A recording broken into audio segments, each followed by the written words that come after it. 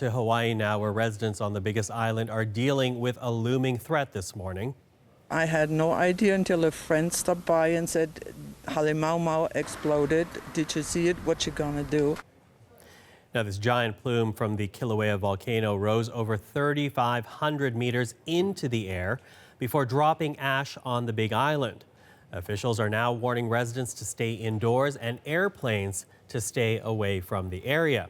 With that, let's bring in Salima Shivji. She's following the story for us this morning. So, Salima, this volcano has been causing problems on the Big Island for nearly 2 weeks now. What do we know about this latest threat? Well, Michael, to add to those lava flows residents have been dealing with, as well as all of that toxic gas, now we have these plumes of ashfall, really these clouds of ash bursting up from the summit of Kilauea. It has raised the aviation alert from the previous orange, which just means limited risk to planes, to actually a red aviation alert. That means the ash, which is made up of tiny glass particles and pulverized rock, really could seriously disrupt airplane routes if it gets in a plane's way. Now, the ash and volcanic smog rose up, as you said, more than 3,600 meters above sea level. Then it drifted southwest and actually left this heavy gray dust covering on some cars about 30 kilometers away. I want to show you an aerial shot. It was actually taken by a NASA astronaut from the International Space Station. Just sort of gives you a sense of the scope and how much we can see of this situation from space. Residents of the Big Island really have been watching this explosive volcanic activity for the last 12 days. It has destroyed 37 homes, as we've been saying, but still a lot of the residents are actually taking it in stride.